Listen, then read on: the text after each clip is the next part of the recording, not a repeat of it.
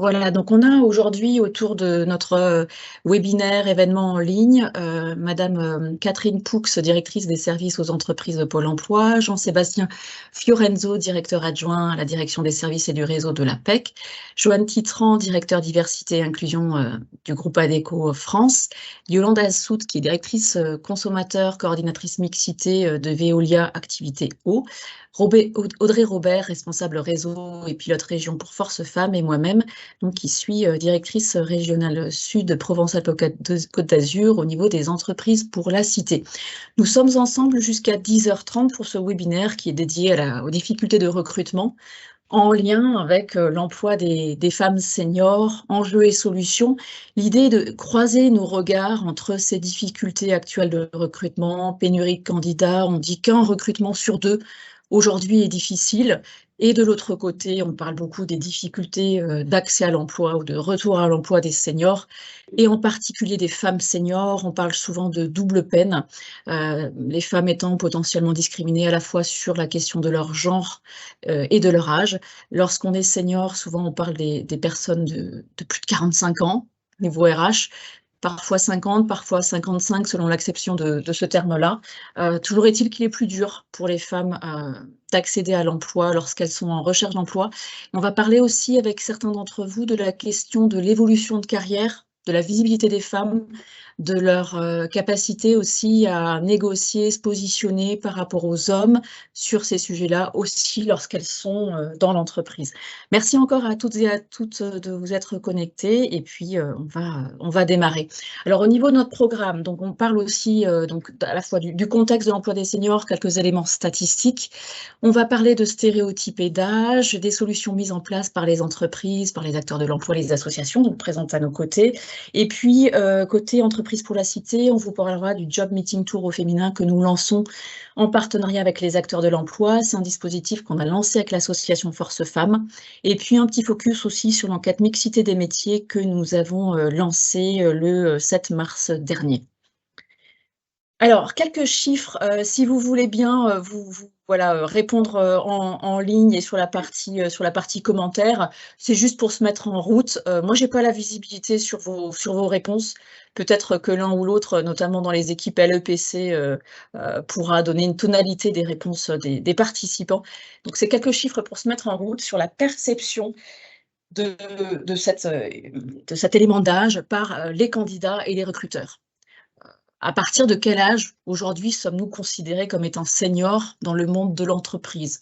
Donc c'est une question de perception. D'après vous, que pensent les recruteurs, que pensent les candidats en termes d'âge? Je vous laisse répondre si vous voulez au niveau des commentaires. Sinon, voilà, simplement je déroulerai les réponses. Ce qui est intéressant, c'est le regard différencié entre candidats et recruteurs sur cette perception d'âge, ce qui génère aussi potentiellement de la discrimination. Je ne sais pas si vous avez eu le temps de vous poser la question chacun, et notamment pour les personnes aussi qui viennent de nous rejoindre. Ce qui est intéressant, c'est ce regard croisé entre recruteurs et candidats. On parle parfois de la 45 ans, en fait, de cet âge de 45 ans qui est un âge charnière à partir duquel on peut être considéré comme senior. Dans la récente enquête qui a été menée par l'association Incompétence Égale et l'Ipsos, on voit que les recruteurs considèrent les candidats comme seniors un peu plus tôt que les candidats eux-mêmes. Les recruteurs aujourd'hui, en moyenne, donnent un positionnement à 49 ans, 49,6 ans, donc un petit peu avant 50 ans en termes de seniorité, et les candidats se perçoivent comme seniors à partir de 52,7, avec cette conscientisation du fait qu'ils peuvent être potentiellement discriminés du fait de leur âge. Est-ce qu'il existe des freins dans le recrutement des profils seniors? Pareil, on se posait la question, recruteurs, candidats, quelle est la proportion des candidats, quelle est la proportion des recruteurs qui ont cette perception de frein dans le recrutement des profils seniors?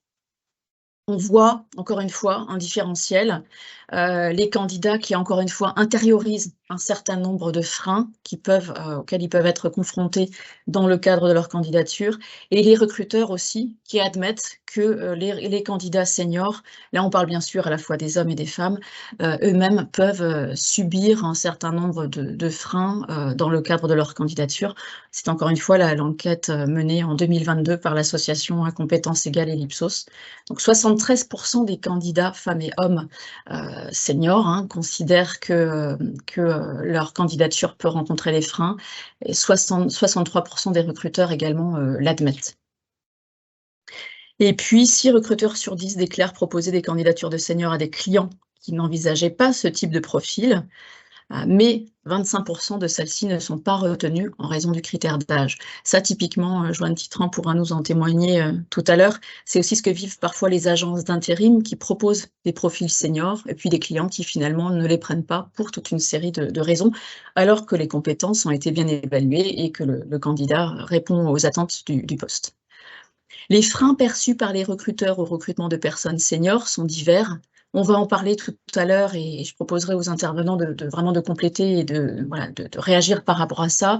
C'est une question parfois d'intégration dans des équipes plus jeunes, d'adaptation aux nouvelles technologies, de temps restant avant la retraite, de santé plus fragile, de coûts pour l'entreprise, cette question aussi des rémunérations ou de résistance au changement, toute une série de stéréotypes, de perceptions souvent partagées et qui, du coup, rendent le recrutement des seniors plus difficile. On proposera aussi à Yolande de réagir par rapport à ce qui est vécu dans l'entreprise. Donc, en préparant le webinaire, on a échangé avec Yolande sur les questions d'évolution de carrière aussi et de sa difficulté parfois des seniors à se rendre visibles parce qu'ils subissent aussi en interne dans les entreprises un certain nombre de biais et de stéréotypes. Les concessions que les seniors sont quand même prêts à faire pour obtenir un nouveau poste, à la fois changer de fonction, pour changer d'entreprise et baisser leur rémunération. Donc des statistiques, des taux très élevés. Ils sont prêts donc à changer de fonction, à prendre de nouvelles choses dans le cadre de nouveaux postes, changer d'entreprise et aussi baisser leur rémunération pour répondre à cette perception qu'on peut avoir sur le coût salarial d'une personne senior. Beaucoup de candidats sont bien sûr prêts à baisser leurs prétentions salariales, ne serait-ce que pour être employés et pouvoir accéder à l'emploi.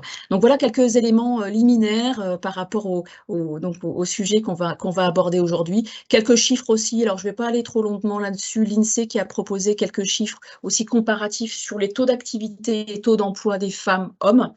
Ce qui est intéressant, c'est de voir la partie 50 ans et plus. Taux d'activité, c'est les personnes donc souhaitant travailler, en âge de travailler sur le marché de l'emploi. Le taux d'emploi, ce sont les personnes effectivement en emploi. Vous voyez que les proportions de femmes sont toujours, quel que soit l'âge, inférieures à celles des hommes, avec aussi une différence selon les niveaux de diplôme. Les femmes diplômées ayant un taux d'activité toujours supérieur, un taux d'emploi supérieur à celles qui ne le sont pas. Et toujours cette différence aussi femmes-hommes. C'est des éléments qu'on pourra vous transmettre à l'issue du webinaire, donc qui permettent un peu de poser le cadre statistique sur ce sujet-là.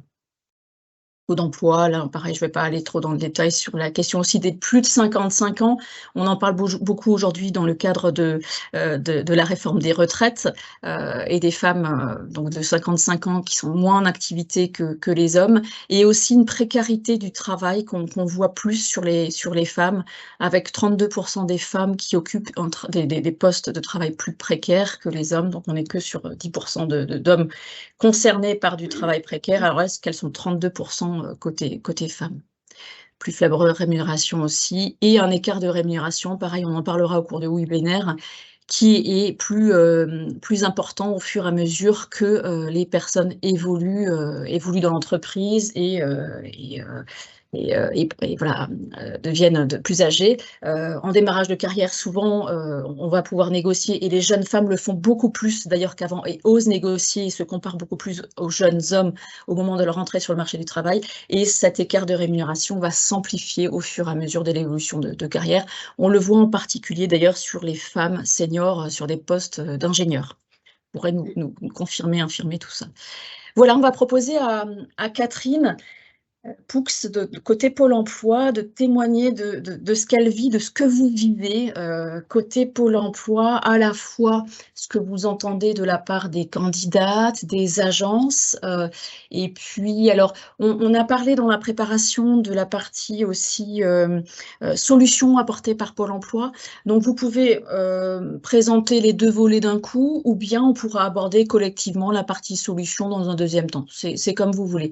Donc à la fois éléments de cadrage, ressenti, ce que disent les candidates, parler aussi des postes à pourvoir, des difficultés de recrutement des entreprises, et puis on pourra voir donc soit dès à présent, soit dans un deuxième temps, les solutions apportées par Pôle emploi. Je vais arrêter le partage à ce stade si vous le voulez bien, pour le relancer ensuite, et comme ça on vous verra mieux.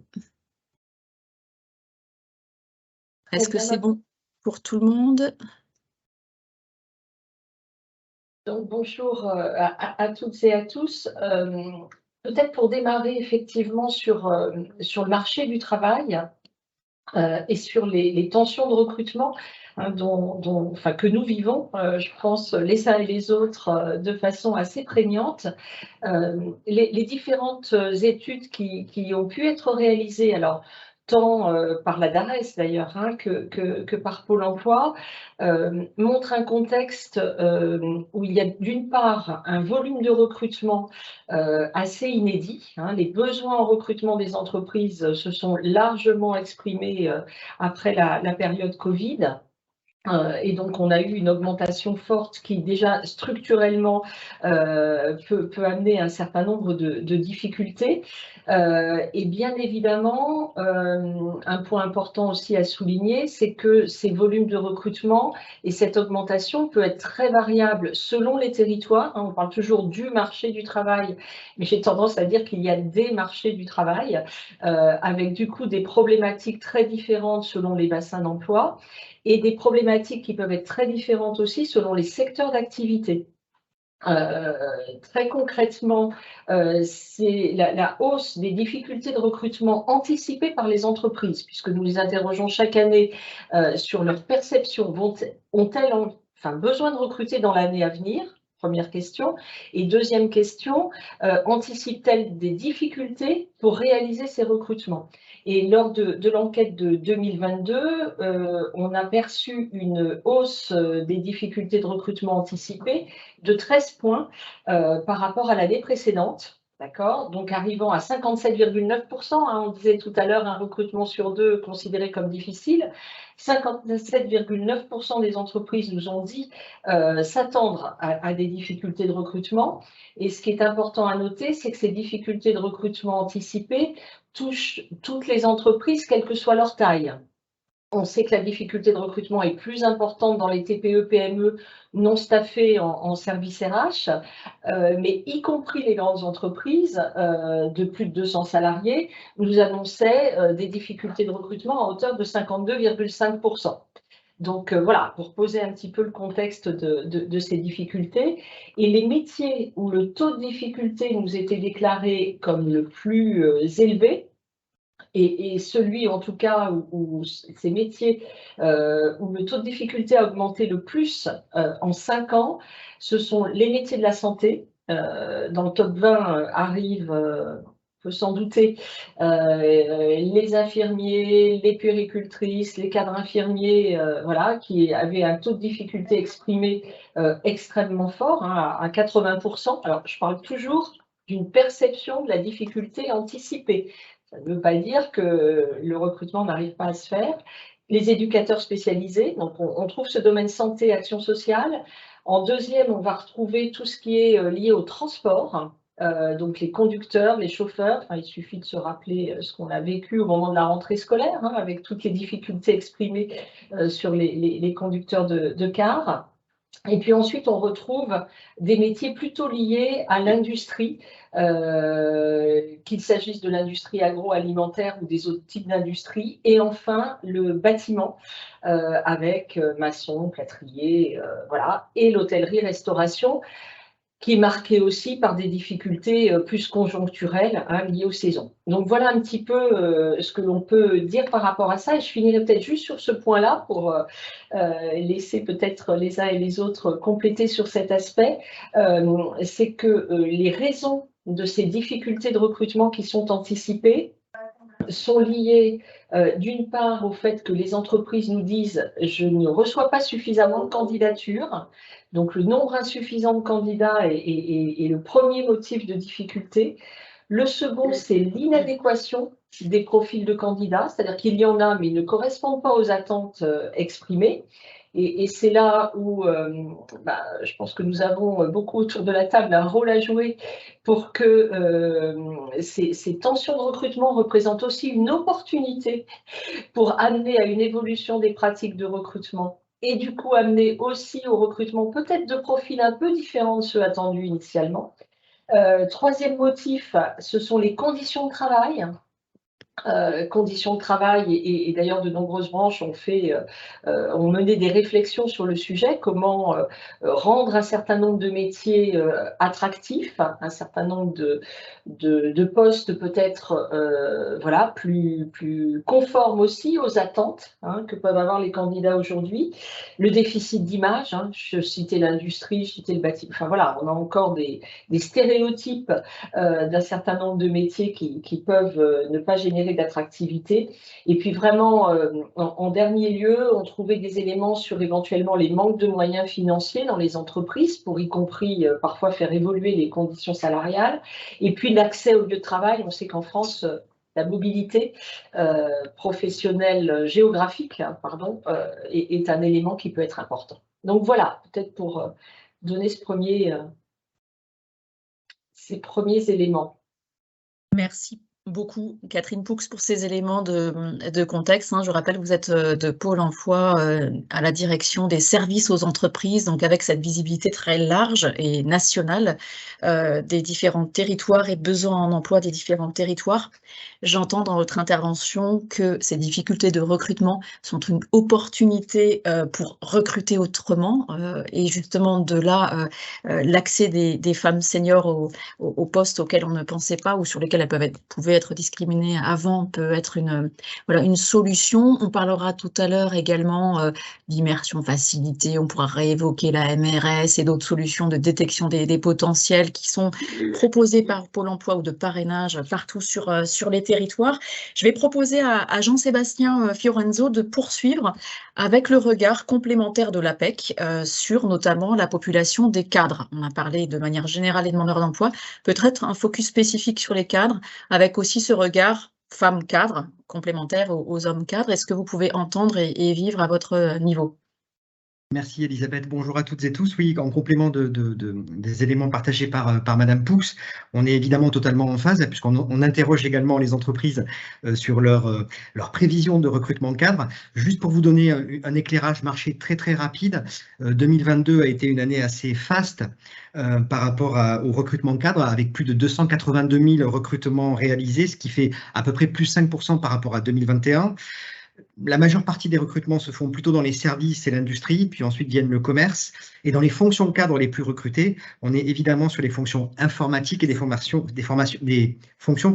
d'ingénierie. Donc on est vraiment aussi sur des profils très orientés ingénieurs, avec aussi peut-être une représentation plus forte sur la jante masculine que féminine par rapport au recrutement cadre, mais ça c'est un élément. Et quand on interroge des entreprises, comme Pôle emploi évidemment, 70% de ces entreprises jugent qu'il est difficile de recruter des cadres, et ça c'était au premier trimestre 2022, et 8 entreprises sur 10 avaient déjà anticipé des tensions de recrutement sur ces profils-là. Et ce qui est intéressant, c'est qu'une entreprise sur 5 ont dû abandonner un recrutement cadre en 2022, faute de candidats. Donc, on voit bien qu'il y a quand même vraiment une différence entre des entreprises qui ont du mal à recruter des cadres et puis des cadres qui sont au chômage et qui n'arrivent pas à être recrutés. Donc, on voit vraiment cette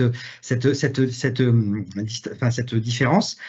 Et ce qu'on voit aussi quand on leur demande quelle typologie de cadres ils souhaitent recruter, ce qui est flagrant, c'est que les jeunes diplômés, ou en tout cas ceux qui ont moins d'un an d'expérience, 17% vont être recrutés. De 1 à 10 ans, on est quasiment à 60% des recrutements. Et quand on bascule à plus de 10 ans d'expérience, là, on est plutôt sur un segment de 20%. Donc, on touche le côté senior, on touche le côté expérimenté. Et on voit que les entreprises, quand on les interroge, naturellement, elles ne vont pas vers des profils plus expérimentés. Et malheureusement, c'est là où il peut y avoir des décrochages par rapport au profil senior. Et on est allé aussi, parce que l'APEC, on accompagne aussi les cadres en activité, on est allé interroger ces cadres seniors en activité et juste pour vous partager des éléments génériques sur le taux d'emploi senior. C'est vrai qu'en France, donc, le taux d'emploi senior, il est à 56%. Ce qui est intéressant, c'est de le mettre en lien avec le taux d'emploi senior au niveau de l'Union européenne, qui, lui, est plutôt à 60,5. Donc, on voit quand même que la France est bien en dessous de la moyenne de l'Union européenne, qui est plutôt à 60%, ce qui est, voilà, c'est aussi un point de société à partager. Pardon ? Non, c'est bon. Et donc, du coup, si on interroge ces cadres qui sont en activité, et ils sont plus de 700 000 cadres seniors en activité en 2022, on leur demande souvent comment ils vivent cette situation professionnelle. Et ce qu'on voit souvent, c'est qu'il y a vraiment un décrochage entre les 45-54 ans et les 55 ans et plus. Et là, ça devient intéressant, puisque quand on leur pose la question de savoir si leur situation professionnelle actuelle leur satisfait, on est à peu près à 30% pour les moins de 35 ans et on bascule à 13% pour les 55 ans et plus. Donc, on voit quand même que même quand les seniors sont en emploi, il y a quand même encore ce décrochage et cette différence entre les jeunes diplômés, les cadres, on va dire, entre 35 et 54 ans. Et quand on bascule sur la tranche 55 ans et plus, le décrochage se fait de plus en plus fort. Et les perspectives de carrière dans l'entreprise, quand on interroge des moins de 35 ans, 30% voient des perspectives évidemment d'évolution, mais quand on arrive sur les 55 ans et plus, on est plutôt à 15%. Donc on voit aussi que quand on est dans l'entreprise, l'accompagnement des seniors reste un sujet et je pense qu'il y a de vrais efforts à faire au niveau des entreprises pour maintenir nos seniors en poste. Et là, pour le coup aussi, différence femmes-hommes serait intéressant à creuser. Et aussi et surtout, quand on est en dehors de l'entreprise, là, voilà, la difficulté se renforce quand on est demandeur d'emploi, quand le temps, entre guillemets, évolue et qu'on passe le cap des 1 an de recherche d'emploi. Et là, le sujet qui nous réunit aujourd'hui, bien sûr, c'est aussi la différence entre femmes-hommes et les représentations qu'il peut y avoir derrière sur les recruteurs qui vont être amenés à recruter peut-être plus d'hommes que de femmes sur certaines typologies de métiers. Effectivement, merci beaucoup Jean-Sébastien Fiorenzo pour votre intervention. Souvent, on dit qu'à partir d'un certain âge, 45 ans, 50 ans, peut-être 55 ans, il est souhaitable de rester en entreprise et de moins se retrouver sur le marché du travail parce qu'on sait que le retour à l'emploi est plus compliqué pour les populations seniors. Vous avez fait une très belle... Pardon. On parlait de 45 ans. 45 ans, c'est vraiment la deuxième partie de carrière, quoi. C'est-à-dire que c'est vraiment ce qui fait basculer sur la deuxième partie de carrière.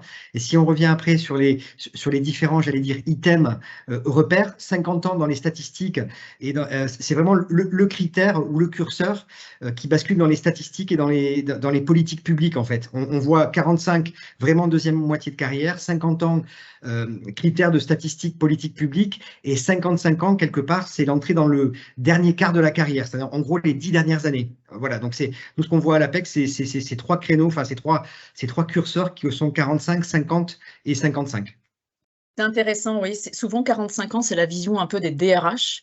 Ouais. 50 ans, on l'a vu tout à l'heure dans l'enquête réalisée par À compétences égales et Ipsos, c'est un peu le ressenti aussi partagé par les candidats. Effectivement, 55 ans, on est sur un autre niveau, on est vraiment sur la fin de carrière. Merci pour ces précisions par rapport à cette perception de l'âge. Nous avons une belle transition avec Yolande Assout, puisqu'on a évoqué les questions de maintien dans l'emploi, des nécessités dans des entreprises d'accompagner les évolutions de carrière des collaborateurs et des collaboratrices, et voir aussi, Yolande, si vous pouvez apporter votre regard sur peut-être des différences perçues parfois dans l'entreprise entre les hommes et les femmes, et de ce que les femmes peuvent vous dire, vous qui les entendez au quotidien, étant donné votre position dans le réseau mixité de Veoliao. Je ne sais pas si du coup tu passes la présentation parce que je voulais. Ouais. Je peux y revenir. Voilà, je voulais rebondir effectivement sur ce qui a été dit sur les statistiques de difficultés de recrutement. Donc effectivement, nous aussi chez Veolia, on a des tensions sur des emplois et notamment des métiers techniques, électromécaniciens, responsables d'équipe. Comme le disait notre DRH lors de la journée du 8 mars, la mixité au sens, et la diversité au sens large est vraiment essentielle pour les métiers qui sont les nôtres sur un avenir durable. Et le groupe Veolia a vraiment, je ne sais pas si tu veux passer la deuxième, le groupe Veolia a vraiment conscience que les enjeux d'inclusion et de diversité, quel que soit que ce soit le genre, l'âge, etc., sont un levier de performance pour trouver l'ensemble des talents, pour inventer, développer les solutions qui sont à mettre en place pour préserver l'ensemble des ressources, l'eau, l'énergie, etc. Et là, je voulais vous montrer 2 exemples concrets de la prise d'attention, notamment lors du recrutement. Là, par exemple, vous avez 2 exemples de formatage qui sont proposés aux RH et aux managers. On a une banque d'images, comme je pense dans beaucoup de groupes, en tout cas grands groupes, jusqu'à pas encore très longtemps. Alors, le sujet des femmes était adressé, mais on avait, on va dire, alors je prends une image un peu stéréotypée, mais du style femme mannequin. Donc, on cherchait des femmes, mais plutôt femmes mannequins, et on s'adressait essentiellement aux écoles. Là, l'idée, c'est, au travers des images, donner envie à des femmes d'un âge un peu plus mûr, experts, de postuler à nos postes, et notamment en extérieur. Il y a aussi la notion d'écriture inclusive. On se lance pour effectivement montrer que les femmes sont vraiment les bienvenues et quel que soit leur âge. Le deuxième exemple que je voulais vous montrer, c'est une fois qu'on a éventuellement, c'est ce que disait Jean-Sébastien, identifié peut-être des recrutements, c'est faire attention au moment du recrutement de ne pas avoir des stéréotypes ou des biais pouvant mettre en inconfort certaines personnes, et notamment des femmes seniors. Et donc, on a des plateformes, tout un tas de guides qui nous alertent sur les questions qu'on ne doit pas poser, ou comment aborder un certain nombre de sujets, et comment, si on a une inquiétude en tant que DRH, on parlait tout à l'heure, Elisabeth, tu donnais plein de chiffres sur la croyance autour du salaire, autour de la disponibilité, enfin de la mobilité, etc. Voilà, comment on peut quand même avoir cette information sans mettre en porte-à-faux la personne qui est en entretien. Donc ça, on va dire, c'est attirer et recruter sans discriminer. Et pour répondre effectivement à ta question, Elisabeth, si tu peux passer…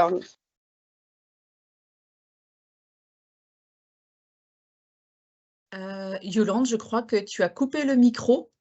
On ne t'entend plus. Et alors, voilà, je ne sais pas comment j'ai fait, j'ai dû bouger comme ça. Ah oui, peut-être avec mon machin. Voilà, désolée, c'est parfait. Voilà, donc on a les dispositifs proposés par le groupe.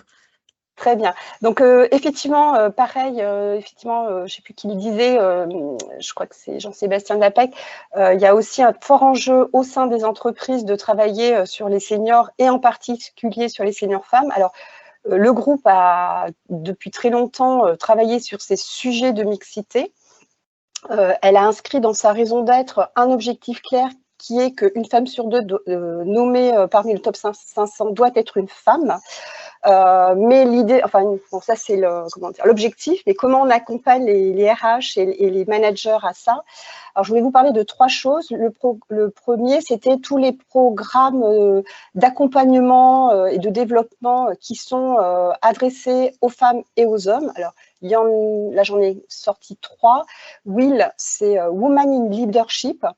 Donc en 2023, pour vous donner une proportion, dans ce programme dont l'idée est d'encourager les femmes à prendre des postes à forte responsabilité ou à changer de filière. Nous, on est un grand groupe, donc moi, typiquement, je suis dans l'activité eau, je pourrais très bien aller dans l'énergie ou les déchets. Et dans ce programme WIL, j'ai demandé, il y a un quart de femmes qui ont plus de 45 ans, donc qui sont topées en seconde partie de carrière, pour les encourager à changer, à avoir peut-être une autre ambition que le poste qu'elles ont. Le deuxième, c'est Groupe Mentoring Programme. Donc, c'est un programme de mentoring, et il y en a différents niveaux selon les BU, selon les régions, etc., adressé aux femmes. Et là, typiquement celui-là, c'est le COMEX du groupe qui va accompagner des femmes et des fois aussi des femmes en seconde partie de carrière. Et le dernier programme, qui est un programme beaucoup plus mature, donc on va, alors là, j'ai pas des chiffres sur les femmes seniors. En tout cas, l'enjeu, c'est que sur ce programme Excellence, il y ait 40% de femmes qui soient dans ce programme. L'idée là, c'est des femmes du coup qui sont plutôt matures, qui ont fait de l'encadrement, qui ont déjà un niveau de carrière, peut-être fait différents postes au sein de Veolia, et on va leur donner une ouverture sur le réseau international, sur les différentes BU, sur des stratégies de business, etc., etc. Et enfin, si ça ne se voit pas, j'ai passé le cap de la seconde, je suis dans le deuxième cap de Jean-Sébastien. Il se trouve que je vais pouvoir en bénéficier en fin d'année. Donc, l'objectif, c'est d'alimenter effectivement le vivier de cadres, et notamment de cadres féminins, pour avoir des postes et de se dire, en plus avec l'âge à la retraite avançant, c'est-à-dire qu'on a quand même du potentiel au sein de l'entreprise et qu'il ne faut pas laisser les seniors, femmes ou pas d'ailleurs, de côté. Donc ça, c'est les programmes d'accompagnement. La deuxième chose dont je voulais vous parler, c'est Talent App. Alors, Talent App, c'est quelque chose qui est qui est récent dans l'activité au France. C'est une application qui permet à chaque collaborateur et collaboratrice de rentrer son CV et ses compétences. Alors, c'est très facile parce que si vous avez déjà rentré tout ça dans LinkedIn, ça se charge. Vous pouvez booster en disant, moi, je suis super compétente en management. Enfin, je m'estime super compétente en management, en gestion de projet, enfin, en clientèle, en technique, en qualité, etc. Et, alors c'est l'exemple que je vous ai donné, il y a une dizaine de jours, moi je suis directrice consommateur chez Veolia, on m'a poussé un poste parce qu'il doit y avoir des matchings par rapport aux postes qui paraissent dans le groupe. On m'a poussé un poste de directrice des opérations et d'exploitation au vu des compétences que j'ai déclarées et au vu des postes que j'ai pu occuper au sein de Veolia.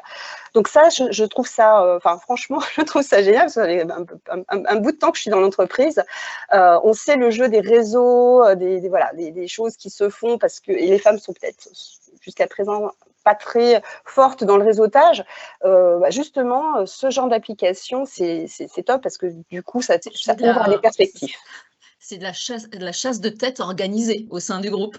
Vous avez des chasseurs de tête. Enfin, ce qui est intéressant, c'est que ça permet effectivement de développer la confiance en soi des femmes qui ont téléchargé l'application, puisque ça pousse des postes ouverts directement vers elles, et elles ne se posent même pas la question de savoir si elles sont compétentes, ça arrive tout seul. Donc, voilà, c'est en termes de signal vraiment, vraiment intéressant. On a une question de Chloé Torcol en parallèle, j'essaie de la prendre parce que c'est directement lié à votre témoignage. Est-ce que Talent App a été développé en interne chez Veolia ou est-ce une solution proposée par un prestataire? Alors, je ne vais pas pouvoir vous répondre là, parce qu'en fait, moi, je ne suis pas dans la filière RH, mais je peux essayer d'avoir l'information et de la donner à Elisabeth et elle pourra vous donner l'information. Je ne suis pas capable de savoir si… Apparemment, ça peut intéresser… Apparemment, ça peut intéresser d'autres groupes ou d'autres entreprises ou structures. Ouais. Donc ça, c'est vraiment… moi, je suis en tant que manager, utilisatrice, je la trouve vraiment géniale. Et je voulais terminer parce qu'effectivement, je suis coordinatrice aussi du réseau WeDo, le réseau Mixité, alors au niveau local. Pourquoi je voulais en parler? Parce qu'en fait, tous ces programmes, cette Talent App, etc., c'est de belles initiatives du groupe. Donc voilà, on fait beaucoup de choses et vraiment, c'est fait avec sincérité. La grosse difficulté à chaque fois, c'est de toucher la technicienne qui est au fin fond de sa station à Mont-Soleil-Mines ou dans les montagnes, parce qu'on arrive enfin à recruter un peu plus de femmes dans ces métiers techniques, malgré tout. Et comment on les adresse. Et donc, le réseau Mixité, il est là pour justement rendre visible l'invisible, parce que dans une station, les affiches, les mails, on les lit pas fort. Enfin, les affiches ne sont pas affichées.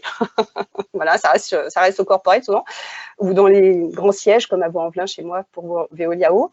Donc, mon rôle, le rôle du réseau Mixité, c'est de faire connaître ça, de rendre visible l'invisible, de travailler aussi sur des sujets.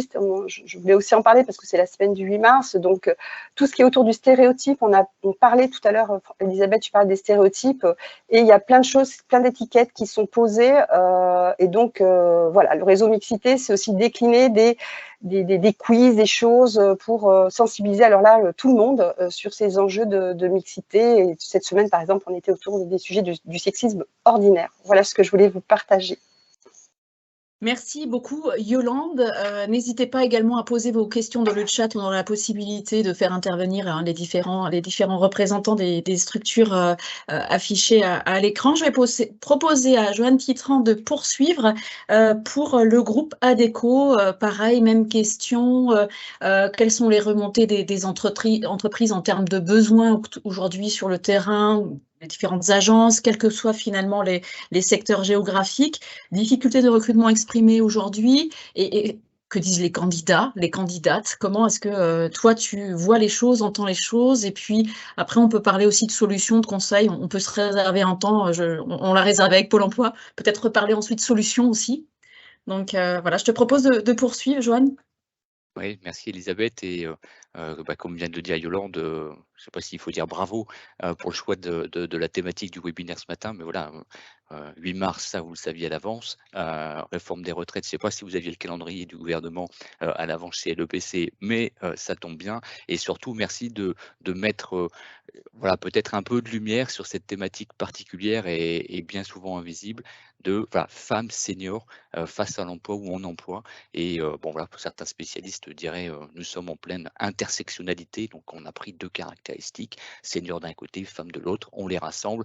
Qu'est-ce que ça donne? Eh bien, ça donne un certain nombre d'enseignements. Donc, je reviens peut-être justement sur ces 2 caractéristiques et peut-être rapidement sur l'emploi des seniors.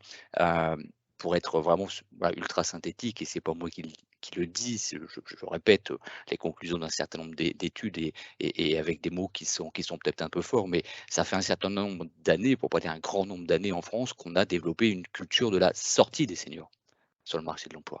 Alors il y a sûrement des bonnes raisons, des moins bonnes raisons historiques qui ont amené, qui ont développé cette culture. Là, mon propos, c'est de dire que, voilà, je ne vais pas porter un jugement sur ce qui a été fait, voilà, l'histoire appartient aux acteurs et aux actrices qui ont pu la mener, mais qu'est-ce que ça apporte aujourd'hui, au moins comme conséquence, c'est d'avoir développé une représentation de l'emploi des seniors qui est, ça a été dit, hein, qui est dégradée, particulièrement dégradée. Et ça, aujourd'hui, effectivement, on a à y faire face.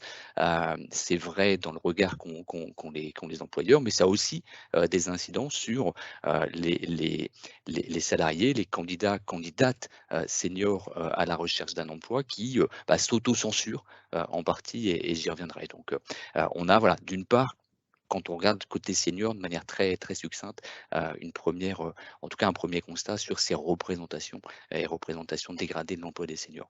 Et puis, femmes, deuxième caractéristique de cette équation. Les femmes, là aussi, il faut le dire, le constat, c'est que les femmes subissent un sous-investissement dans leur carrière et même avant ça, un sous-investissement dans leur éducation, l'accès à l'éducation, leur orientation, les études qu'elles peuvent poursuivre. Parce qu'il faut rappeler que 50% des femmes se concentrent leur activité dans 12 familles professionnelles. Il y a tout un tas de chiffres que les uns les autres, on peut connaître, mais ça me semble important de le dire. Donc, voilà, l'éducation, l'orientation, puis dans leur carrière, moins de mobilité, moins d'accès à l'information, l'impact de la maternité encore sur l'accès à l'emploi. Hein, il y a 12 points, le taux d'emploi des femmes après maternité baisse de 12 points. Et donc, évidemment, ces 12 points-là, ça a un impact quand, avec l'âge, on devient senior. Donc, je m'arrête là, mais pour dire, si je devais le résumer, quand on voilà, aujourd'hui, quand on est senior et quand on est femme senior, avoir son emploi, en tout cas perdre son emploi, devoir retrouver un emploi, c'est pas additionner, c'est même multiplier les difficultés.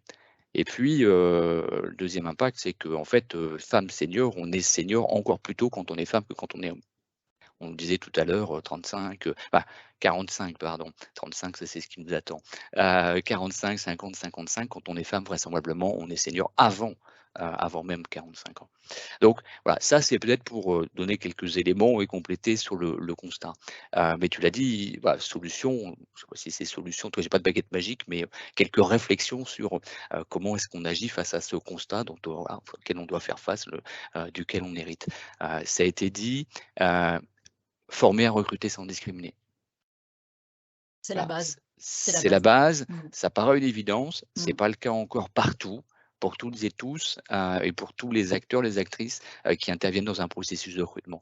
Donc voilà, c'est fondamental, il faut promouvoir cette formation à recruter sans discriminer, recruter sur la base des compétences et des seules compétences. Ça, je crois que c'est voilà, un ingrédient de base, mais il n'est pas encore acquis. Il faut que ça puisse le devenir. On l'a cité aussi très brièvement, il y a les méthodes de recrutement qu'on utilise. Méthode de recrutement, donc on sait que entretien et CV, c'est, je devrais d'abord dire CV puis entretien, c'est voilà, c'est le binôme incontournable, encore très majoritairement pratiqué, pour tout un tas de bonnes raisons, mais dont on sait aussi qu'il emporte un certain nombre de biais, notamment à l'encontre des femmes et des seniors. Et donc promouvoir, développer, recourir à des méthodes de recrutement plus inclusives. On a cité la MRS tout à l'heure, les assessment centers, les entretiens collectifs. Voilà, il y a aujourd'hui un grand nombre de solutions complémentaires, de méthodes de recrutement qui permettent de contrer les représentations et de donner leur chance à tous les talents, indépendamment d'un âge ou d'un sexe ou de tout autre critère. Je pense que les uns des autres, quand on le pratique, là si je vous parle de nos expériences à nous du groupe ADECO, nos agences d'emploi, quand on, je sais pas, je pense à un exemple dans le secteur de l'automobile, une entreprise qu'on accompagne, pour lequel on a mis en place une opération de recrutement par assessment center, donc par mise en situation des candidats et des candidates. Eh bien, je peux vous dire que la composition du groupe et des recrutements qui sont effectués n'est pas la même en termes de diversité, de représentation de la diversité, que si l'entreprise avait par elle-même pratiqué avec ce fameux binôme CV plus entretien.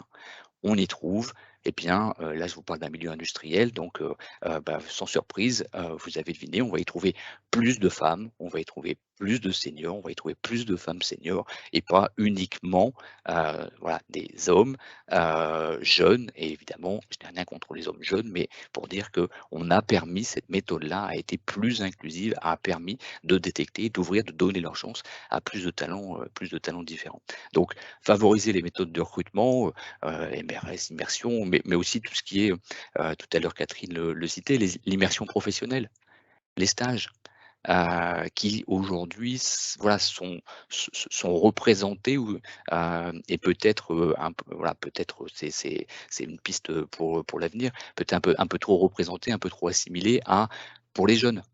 On fait de l'immersion professionnelle pour les jeunes, on fait de l'alternance pour les jeunes. Et je pense que si on avait, j'ai pas le chiffre moi d'une enquête, mais je pense que dans l'opinion publique, dans l'esprit, en général, on associe ces dispositifs d'immersion et de formation à la population jeune. Et pourquoi? Donc voilà, autre solution, la formation, évidemment, donc l'alternance, mais la VAE, la formation en situation de travail. On a aujourd'hui des modalités, des dispositifs de formation qui permettent voilà, d'accompagner tout à chacun, quel que soit son âge, quel que soit son sexe. Et je pense que c'est important d'en faire la promotion et qu'ils font partie des solutions. Et donc, je termine mon propos pour pas être trop long. Voilà, je dirais décloisonnons. Je ne sais pas si on dit qu'il faut déagéiser, dégenrer nos dispositifs d'accompagnement, et il faut pouvoir les promouvoir auprès de tous les publics et des femmes seniors en particulier, ces solutions d'accompagnement. Je sais que Audrey parlera après moi pour présenter l'action de Force Femmes. Je pense dans l'accompagnement, je pense bien sûr à l'accompagnement ou à l'action que peuvent apporter les services de Pôle emploi, les agences d'emploi comme les agences ADECO ou de la profession de manière générale, qui apportent une forme d'accompagnement auprès des candidatures des femmes seniors et qui peuvent développer, outre les pratiques ou les solutions que je viens d'énoncer, y compris, là c'est un petit clin d'œil à Talent App, comment les spécialistes ou les techniciens appellent ça du reverse matching. Et je pense que c'est notamment le type d'opération qu'on peut mener nous dans le groupe ADECO, c'est-à-dire ne pas attendre que la personne, et donc en particulier la femme senior, candidate à un poste, mais à partir du moment où nous, on a identifié ses compétences, lui proposer proactivement des missions, des postes en intérim, en CDD, en CDI, en CDI intérimaire, sans attendre qu'elle postule. Je pense que ça, c'est une solution voilà, pratico-pratique qui peut être développée. Et puis, dernière peut-être note ou propos que je voulais dire, c'est que au-delà de la réflexion qu'on a sur femmes, seniors et emploi, je pense que quand on regarde le marché de l'emploi et du travail de manière générale et de ce qui nous attend demain, c'est que dans moins de 10 ans, 50% de la population française aura plus de 50 ans. 50% plus de 50% aura plus de 50 ans, que 50 à 80% des compétences attendues nécessaires pour 2030 sont aujourd'hui inconnues. Et que donc, peut-être que de cette logique emploi-âge qui est celle aujourd'hui dans laquelle on fonctionne encore majoritairement, peut-être qu'il faut passer à une logique de compétences et de vieillissement. Et je pense que si on a ce changement de paradigme, on sera un peu moins à se poser des questions de savoir à quel âge devient-on senior, et qu'on travaillera beaucoup plus à l'accompagnement de la carrière et du développement des compétences de tous les talents. Aujourd'hui, il n'y a pas de pénurie de compétences. En tout cas, s'il y a pénurie de compétences, il n'y a pas pénurie de talent, à coup sûr. J'avais une question aussi sur un sujet qu'on a évoqué ensemble, Joanne, c'est la question de l'innovation. On parle de transformation des métiers, notamment dans le secteur industriel. On a évoqué ensemble le secteur de l'automobile en préparant le webinaire. Le fait qu'on va tous être confrontés, quel que soit notre âge, à un repositionnement, changement des métiers, innovation subie ou anticipée par les entreprises. Finalement, ce critère d'âge ne va-t-il pas finalement s'effacer, comme celui du genre, dans le fond, où on est tous confrontés à des changements radicaux, rapides, des compétences attendues? Est-ce que c'est quelque chose qu'on peut lire de façon positive? Alors, je suis optimiste et réaliste. Voilà. Donc optimiste, ça veut dire, et on parlait de l'automobile, on peut penser aussi au numérique, où on voit bien dans le numérique aujourd'hui une compétence dans le numérique. Quand c'est court, ça a une durée de vie, une compétence de 6 mois. Quand c'est standard, c'est 12-18, et quand c'est long, c'est 24-36 mois. Ça veut dire quoi? Ça veut dire qu'indépendamment de l'âge de la personne que vous recrutez, ses compétences, sans attendre 45, 50, 55 ans, 60, 65, non, ça c'est de l'humour, mais sans attendre 45, en tout cas d'être senior tel qu'on l'entend aujourd'hui, en fait, si vous recrutez votre développeur web je sais pas, à 18 ans, 18-20 ans, peut-être qu'en fait à 21, 22 ou 23, il est déjà entre guillemets senior dans sa compétence, en tout cas, et son compétence est devenue obsolète. Donc, pouvez-vous dire, terminé, retour à la case départ, et en fait, c'est évidemment pas ça que vous allez développer, puisque c'est toujours évidemment beaucoup plus cher de recruter un collaborateur que de développer le collaborateur ou la collaboratrice que vous avez intégré au sein de votre entreprise.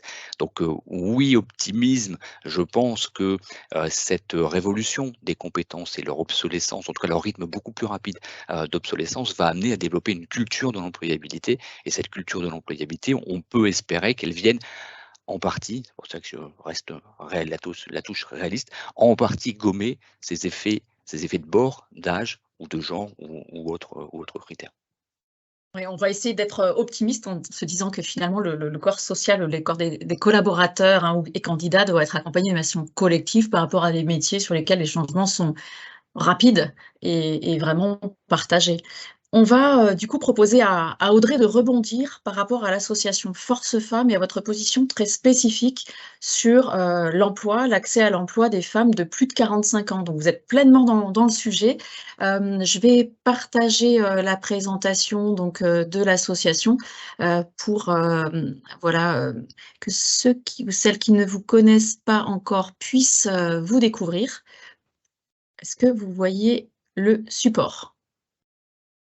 Parfait. C'est bon? Oui. Donc bonjour à toutes et à tous. Effectivement, il y a, je pense qu'il y a certaines entreprises, certains groupes qui nous connaissent et avec qui on est partenaire, notamment Adecco. Donc Force Femmes, c'est une association qui a été créée en 2005 à l'initiative de femmes chefs d'entreprise qui avaient identifié la double discrimination que pouvaient rencontrer des femmes à partir de 45 ans pour retrouver un emploi. Donc, nous, on est une association qui propose un double accompagnement aux femmes qui s'inscrivent chez nous. Donc, on propose un accompagnement gratuit avec des entretiens individuels et des ateliers collectifs. On travaille sur beaucoup de thématiques, mais c'est vrai qu'une des thématiques premières sur lesquelles on va travailler quand elles arrivent chez nous, c'est retrouver confiance en soi et vraiment travailler sur l'estime de soi. Parce que parmi les femmes qu'on accompagne dans les diverses enquêtes qu'on a pu faire sur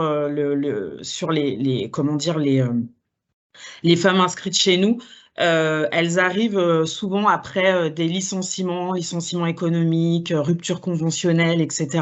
Et donc, elles ont une totale perte de confiance en elles, même si elles ont, on va dire, des beaux parcours, des parcours avec beaucoup d'expérience. Mais c'est vraiment un des points essentiels qui est important de travailler avant même de travailler sur les techniques de recherche d'emploi, sur des thématiques qui sont, je dirais, plus techniques. Il y a vraiment un vrai travail à faire sur la confiance en soi. Donc, Force Femmes, c'est une association qui est nationale, qui est présente dans 7 villes en France. Et depuis la période du Covid, on a pas mal digitalisé notre activité. Et on a développé depuis maintenant plus d'1 an des hubs régionaux avec une présence en physique dans les grandes villes françaises comme Lyon, Marseille, Bordeaux, Lille, Nantes, Strasbourg et Reims et Paris. Et puis, à côté de ces villes, on a des antennes satellites où on va proposer un accompagnement digital. Donc, on a vraiment un accompagnement, comment dire, hybride, ce qui nous permet de toucher le plus de femmes sur le territoire. Voilà. Ce que je peux dire aussi, c'est que Force Femmes fonctionne avec des bénévoles. Donc, nous, on travaille avec du bénévolat de compétences, donc on recrute nos bénévoles. Tout le monde ne peut pas être bénévole chez Force Femmes. Il faut avoir une expertise, soit dans le domaine des ressources humaines, de l'accompagnement professionnel, de la formation, pour tout ce qui est le volet retour à l'emploi, et plutôt sur la création d'entreprises, sur des cadres dirigeants ou des fonctions support d'expertise spécifiques pour le volet création d'entreprise. Donc, on travaille donc avec des bénévoles, mais aussi avec des entreprises, notamment via le mécénat de compétences. Et on est toujours à la recherche de personnes avec de l'expertise pour accompagner nos candidates. L'accompagnement de chez Force Femmes, il n'a pas duré dans le temps. Il est vraiment individualisé et adapté aux besoins des femmes qui s'inscrivent chez nous. En moyenne, pour la création d'entreprise, il va durer de 1 an à 18 mois. Et pour la retour à l'emploi, il va être plus entre 9 mois et 12 mois. Donc voilà. Je peux vous proposer de regarder le petit film. Et puis après, je reviendrai quand même sur tout ce qui a été dit, parce que nous, on est vraiment en contact de ces candidates qui recherchent un emploi. Et malgré tout, malgré les bonnes volontés de toutes les entreprises, et je trouve ça super, hein, tout ce qui se dit là, mais on se rend compte quand même qu'il y a quand même toujours... on n'arrive pas à se rencontrer parce que nos candidates, malgré tout, elles sont confrontées à des difficultés déjà pour avoir des entretiens, et puis quand elles ont des entretiens, à des propos qui sont illégaux, mais que l'on leur ressort par rapport à leur âge. Et ça, c'est vraiment une réalité que nous, on constate parmi nos candidates. Donc, si on peut passer le film, et puis après, si on n'y arrive pas, c'est pas grave.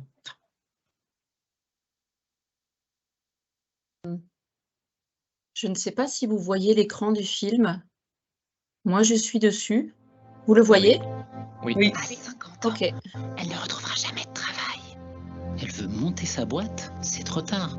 Elle n'aura plus l'énergie pour y arriver et personne ne l'aidera. Est-ce que vous êtes prête? Oui, je suis prête. Avoir plus de 45 ans aujourd'hui, c'est une force parce qu'on a accumulé une somme d'expérience, parce qu'on a envie de montrer aux autres encore qu'on est vivant. Je me sens pleine d'énergie pour des challenges. On est beaucoup plus courageuse, beaucoup plus armée. Notre talent est avéré. On a du recul, on a de l'expérience, on est beaucoup plus confiant. On est forte et libre. Je suis prête pour voir plus loin. Monter ma boîte, changer la donne. Avancer ensemble. Je suis prête pour un nouveau challenge. Pour me renouveler. Me dépasser. Et changer de regard. Pour accélérer. Je suis prête. Je suis prête pour la relance. À vous de jouer. Nous sommes là pour vous accompagner. Nous savons qui vous êtes. Des femmes compétentes et déterminées. Des femmes qui défient l'avenir. Des femmes prêtes pour la relance.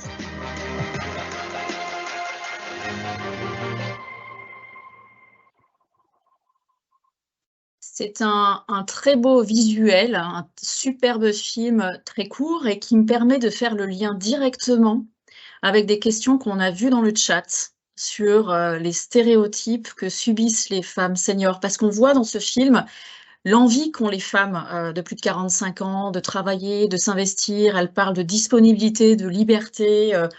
Elles ont une énergie incroyable et en même temps, on lit dans les commentaires, on a des femmes en recherche d'emploi peut-être et des candidates ou en poste et qui entendent et qui voient ce que subissent au quotidien les femmes seniors. Ça fait vraiment le lien entre ce qu'elles ont envie de donner et ce qu'elles subissent dans la société. Alors, est-ce que quelqu'un a envie de réagir sur ce film, sur ce qu'on a pu voir, sur ce qu'on ressent toutes et tous sur le sujet ?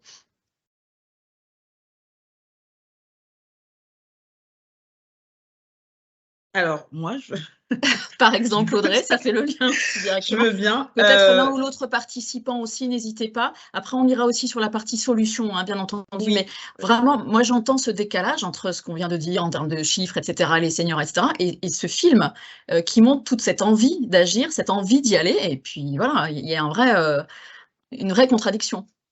Alors, ce que je peux dire, c'est que donc, les femmes qui ont participé à ce film, elles ont eu l'accompagnement Force Femmes et du coup tout le travail de la confiance en soi, de l'estime de soi, il a été fait et du coup on est ravis d'avoir ce résultat. Mais c'est vrai que après les ruptures professionnelles qu'elles ont pu avoir, les échecs face à des recruteurs, etc.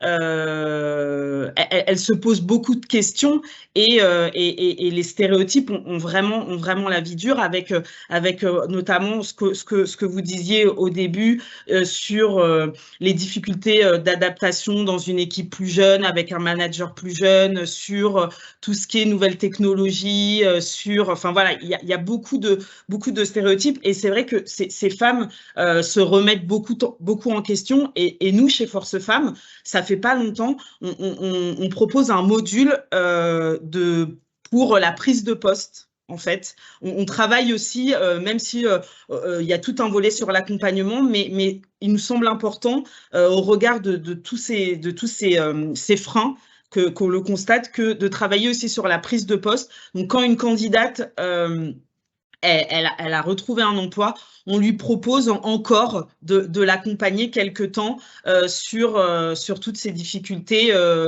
quand elle rentre dans l'entreprise. Donc voilà, mais j'ai bon espoir quand même de tout ce que j'entends ici, j'ai bon espoir. Et puis je pense aussi qu'il faut travailler, et on travaille avec beaucoup de partenaires, avec des entreprises, avec des cabinets de recrutement, sur un recrutement différent. Pour ces femmes, pour que les recruteurs puissent voir leur potentiel et pas s'arrêter juste à l'âge, même si nous, on leur dit de ne pas le mettre sur leur CV, mais voilà. Oui, pas d'âge, pas de situation maritale. C'est ça, ces exactement. éléments discriminatoires potentiellement que certains candidats ou certaines candidates vont noter en se disant bah, c'est comme ça qu'on fait d'habitude et donc c'est bien, mais en fait non, c'est pas forcément souhaitable sur les CV. Ce film et votre intervention, Audrey, me fait penser aussi aux échanges que j'ai eu avec Yoann Titran et Yolanda Zout en préparant ce webinaire sur le fait que les femmes, on parlait de manque de confiance, sont aussi moins entraînées à se présenter, vivre les entretiens de recrutement, parce que tout au long de leur carrière, à un moment donné, elles se sont mises parfois de côté. Hein. On parlait de sous-investissement subi du fait parfois de situations de famille ou de voilà d'organisations qui ont fait que, ou de la société hein, qui fait qu'elles sont moins valorisées professionnellement, moins entendues professionnellement que les hommes, donc elles ont moins d'entraînement et elles sont moins prêtes au moment où ça arrive, où on pourrait leur demander de se positionner. Peut-être Yolande, je vois que vous réagissez. Je voulais compléter, parce qu'effectivement, je rejoins tout à fait ce que dit Audrey. Ces femmes, en fait, à un moment donné, elles ont eu un parcours dans l'entreprise. Ça pourrait être le cas chez Veolia. Hein, ça a été le cas chez Veolia, parce qu'on a eu quelques plans de départ volontaires. Et effectivement, moi, le constat que j'ai eu, alors je vais vous parler d'un programme de développement dont je ne vous ai pas parlé, qui est plutôt dédié aux jeunes cadres, qui s'appelle Réussir sa carrière au féminin. Donc moi, j'étais pas dans la cible, parce que j'étais un poil plus âgée, j'avais la trentaine. J'ai fait le pilote, et en fait, ce qui m'a marqué, et j'ai trouvé ça, c'est une formation sur une journée, c'est qu'on nous a fait prendre conscience qu'effectivement, on est dans la société telle qu'on est, etc., mais qu'on se mettait nos propres freins.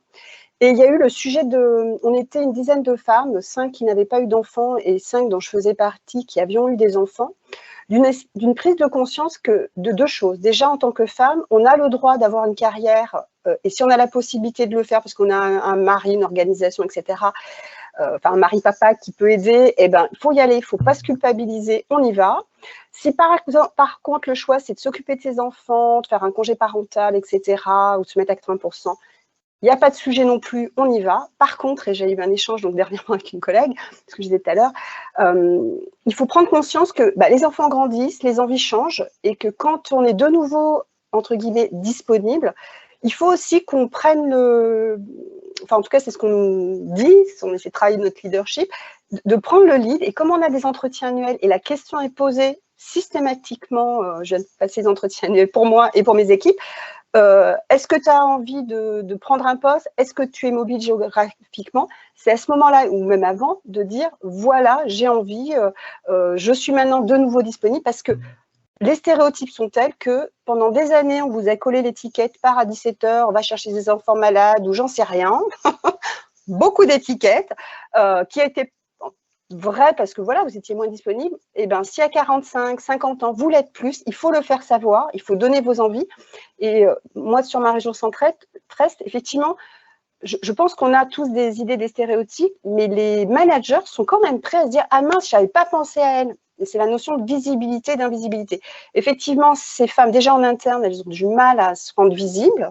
Et en plus, si elles ont une rupture ce que j'entends très bien, Audrey, effectivement, si en plus elles ont il y a une cassure dans leur parcours professionnel, qu'elles se retrouvent à l'extérieur. Alors déjà, elles n'étaient pas très, très fortes de se promouvoir en interne avec des gens qu'elles connaissent, etc., des parcours, des machins, parce que dans des grosses entreprises, ça peut être complexe. J'imagine qu'effectivement, quand on sort une espèce de sortie de route, la confiance en soi et tout le reste peut être fortement perturbé. Donc, je rejoins ce que dit Audrey sur ces sujets-là. Il faut qu'on travaille collectivement à faire prendre conscience qu'on a aussi individuellement notre rôle à jouer. Et je reviens aussi sur la notion d'inclusivité, parce que c'est vraiment un sujet. Du coup, ça ne touche pas que les femmes, hein, ça touche toutes les diversités. Quand on est dans une entreprise inclusive, normalement, on doit accepter toutes les différences. Et j'ai bien aimé ce que vous avez dit, Johan, sur il faut travailler sur les compétences et pas sur les âges. Et à partir du moment où on travaille sur les compétences, on s'affranchit de toutes les discriminations possibles, quelles qu'elles soient. Je voulais rebondir sur ce que disait Yolande. Je suis tout à fait d'accord avec ce que vous dites.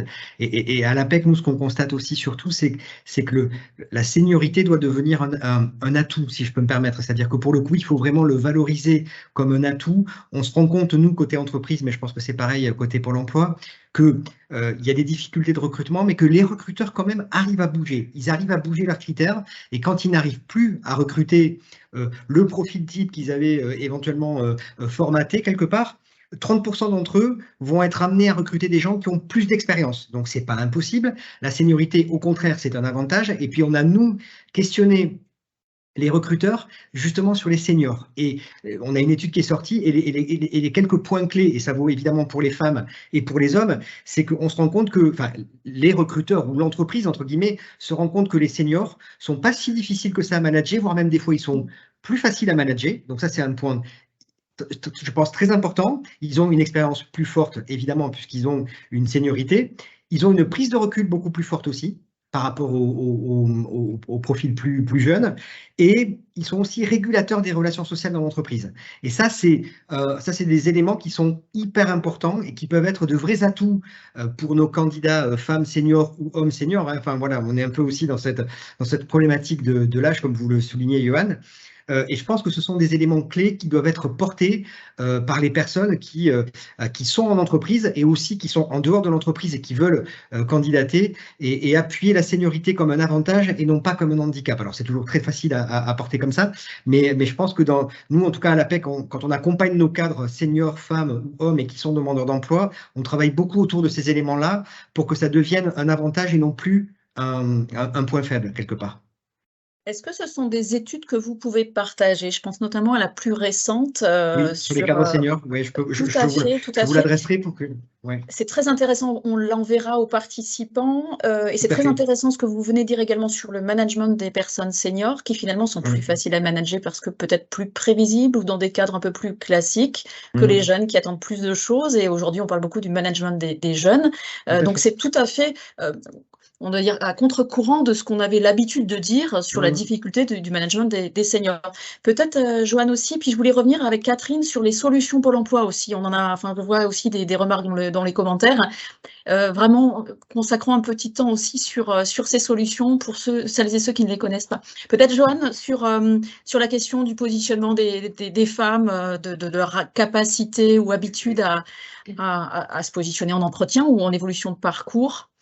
Oui, alors peut-être, Elisabeth, si tu le permets, je vais céder le micro à Catherine parce que je voyais qu'elle voulait s'exprimer et il faut être attentif à partager la parole entre les uns et les autres. Et donc, je veux bien la laisser à Catherine et la reprendre après si besoin. Voilà, merci.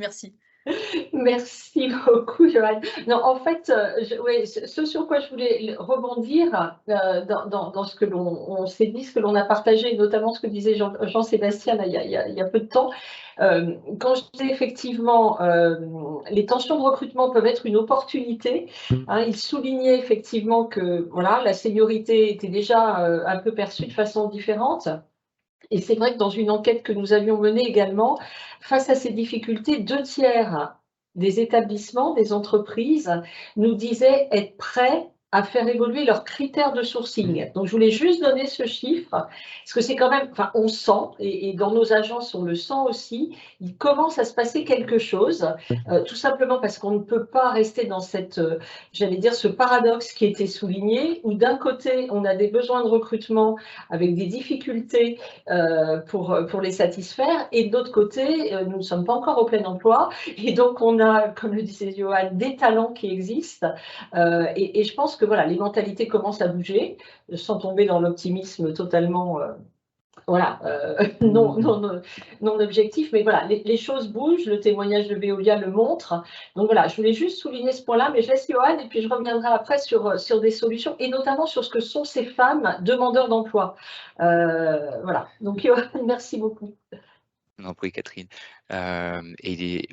Peut-être Elisabeth, en tout cas sur insister ou appuyer le propos d'Audrey sur l'accompagnement des personnes. Là, en l'occurrence, on parle des femmes seniors. Donc, voilà, Elisabeth le disait, Audrey, pardon, le disait avec Force Femmes, la fondation du groupe ADECO. Voilà, on a mis en place un partenariat maintenant depuis un peu plus d'1 an. Mais au-delà de ce partenariat, on a aussi l'action des agences ADECO, donc que vous connaissez. Juste pour donner un chiffre, c'est au moment où on se parle aujourd'hui, c'est 45 000 seniors entendus intérimaires de plus de 50 ans, qui sont en emploi par le biais de leur agence ADECO.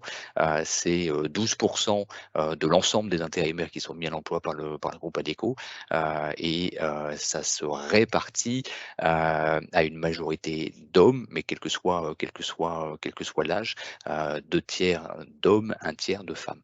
Voilà, pour donner petits chiffres sur les agences ADECO, mais dans le groupe ADECO, on a aussi, et pour insister sur cette capacité d'accompagnement et d'accompagnement renforcé en fonction de la typologie des publics, on a aussi au sein du groupe ADECO ce qui s'appelle le réseau ADECO Inclusion, qui sont aujourd'hui un ensemble de un peu plus de 150 agences de travail temporaire qui sont spécialisées dans l'inclusion, dans l'accompagnement à l'accès à l'emploi, au retour à l'emploi de publics qui sont éloignés et publics éloignés de l'emploi, dont les femmes, dont les seniors, dont les femmes seniors. Et l'expérience ou l'expertise qu'on peut avoir de l'action de ces 150 agences qu'on développe maintenant depuis quasiment un peu près de 30 ans, c'est que bien sûr, il faut travailler, ce que je disais, sur recruter sur la base des compétences, mettre en place des pratiques de recrutement autrement que le CV et l'entretien traditionnel que je citais tout à l'heure. Mais il y a aussi bien sûr les freins qu'on va qualifier d'extra-professionnels. Je crois que Catherine citait notamment tout à l'heure la mobilité, l'accès au crédit, voilà, il y a l'état de santé, il y en a un certain nombre de freins que les uns les autres pouvons connaître. Mais il y a aussi une dimension d'accompagnement individuel où on va travailler sur la confiance en soi, sur la maîtrise des émotions, la capacité à se présenter, ce que les ingrédients en quelque sorte qu'a pu présenter Audrey. Et ça, c'est vrai que l'expérience que nous enseigne l'action de ces 150 agences du réseau d'éco-inclusion, que c'est une dimension, c'est un ingrédient de la réussite du retour à l'emploi des publics qui en sont éloignés, et donc notamment pour les femmes seniors, ça me semble être un point sur lequel, un investissement sur lequel en tout cas il me semble important de pouvoir capitaliser et renforcer pour leur donner toutes les chances. C'est pas juste une question de méthode, juste une question de formation à recruter sans discriminer, et c'est pas juste une question de stéréotypes. Je terminerai juste là-dessus parce que c'est vrai ils sont là, les représentations, je le disais, et puis on les a tous en tête, on les cite énormément. Mais voilà, je pense j'ai en tête toujours la citation d'Einstein qui dit plus facile de désagréger un atome qu'un préjugé ou un stéréotype. Donc il faut les avoir en tête, il faut les combattre, mais il ne faut pas entre guillemets se limiter à combattre les stéréotypes. Il faut pouvoir, voilà, encore une fois, recruter sur les compétences, recruter autrement, accompagner les personnes individuellement. Je pense que c'est voilà, avec ce triptyque-là, on a des solutions pour avancer.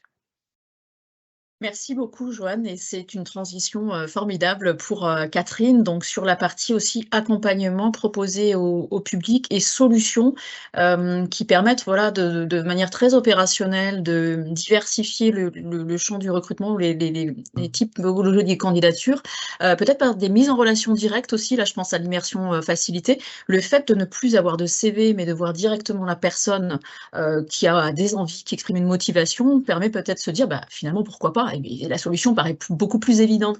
Peut-être si vous pouvez développer un petit peu les outils mis en place, qu'on ne connaît pas toutes et tous, et qu'il est important de rappeler. Tout à fait, avec plaisir. Enfin, peut-être juste en préambule, effectivement, pour arriver à favoriser cette rencontre, parce qu'en fait c'est ça, cette rencontre est directe dans un certain nombre de cas, je vais y revenir, entre les entreprises et les personnes en recherche d'emploi, dont les femmes et dont les femmes seniors.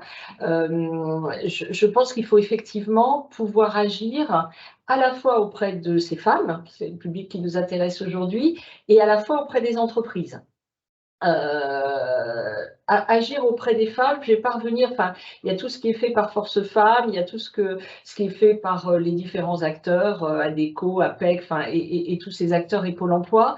L'accompagnement individuel, le fait de favoriser pour ces femmes la découverte de certains métiers, de leur donner envie de se positionner sur ces métiers, c'est important. Je voulais juste vous donner un chiffre. Enfin, on a 1 million, j'avais regardé, un peu plus d'1 million, 1 082 000 femmes de plus de 45 ans qui sont inscrites aujourd'hui à Pôle emploi. Ce dont on s'aperçoit, c'est qu'elles sont inscrites sur essentiellement 3 groupes de métiers très féminins. Et qu'on reproduit toujours, du coup, voilà, dans la recherche, ce sont, j'allais dire, les mêmes métiers salariés, particulièrement féminins aujourd'hui, quoi. En fait, on a toujours cette bon. Donc, c'est les services à la personne et à la collectivité, c'est le secteur de la santé, ce sont tous les métiers de support à l'entreprise, secrétariat, accueil, enfin, voilà. Donc, du coup, il y a vraiment à agir aussi auprès de ces femmes, comme auprès de tout demandeur d'emploi d'ailleurs, pour redonner confiance ce que disait Audrey, c'est important, hein, subir un licenciement, une rupture de contrat, voilà, c'est une remise en cause. Donc, redonner confiance par les accompagnements individuels que les uns et les autres peuvent réaliser, c'est important. Faciliter l'identification des compétences. Je pense notamment pour une des prestations de Pôle emploi à ce que l'on appelle valoriser son image professionnelle, être capable d'identifier les compétences qu'on a, dont les soft skills, hein, je regardais dans le fil de discussion, c'est un élément important et on acquiert des compétences, y compris en dehors de son milieu professionnel. Et les entreprises sont de plus en plus ouvertes, ça aussi elles nous le disent. 6 entreprises sur 10 considèrent que les soft skills sont quasiment plus importants que les hard skills dans leurs critères de recrutement.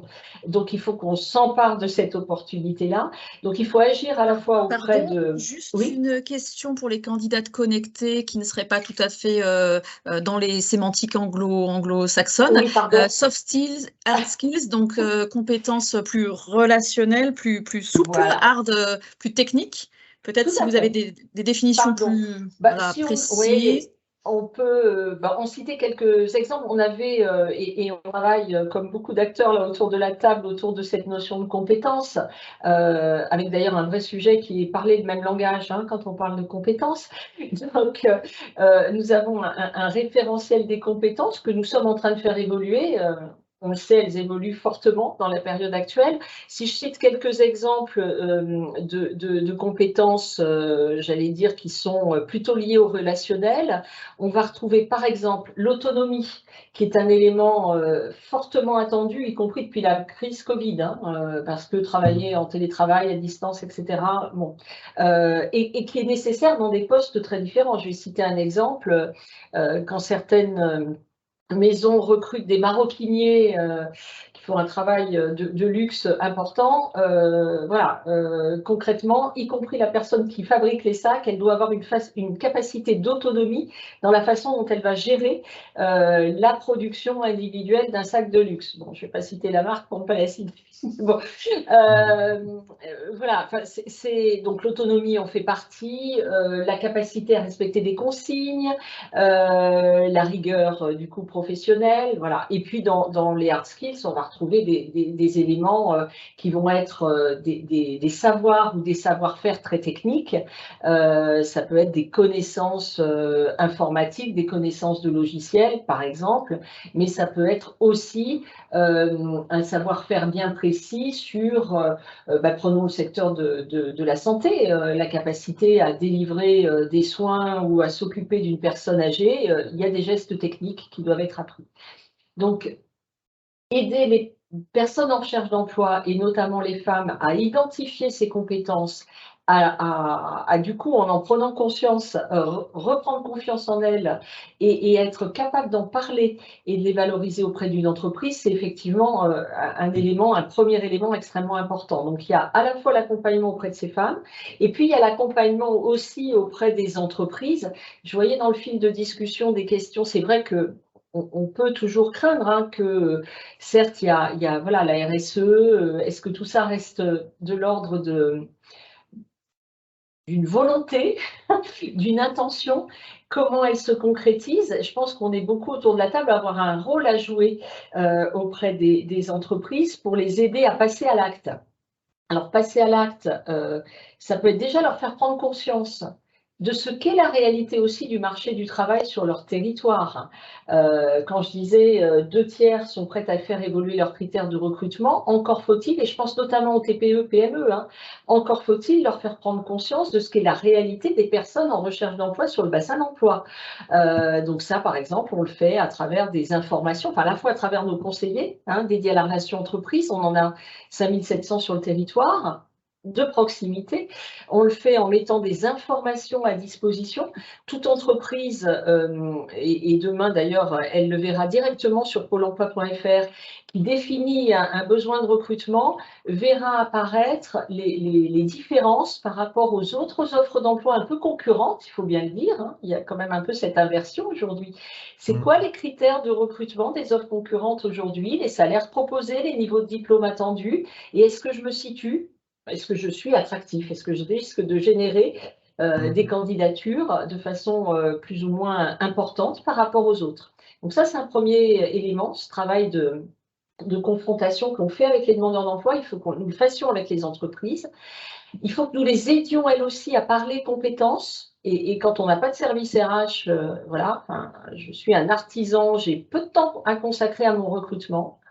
Et c'est pas mon métier.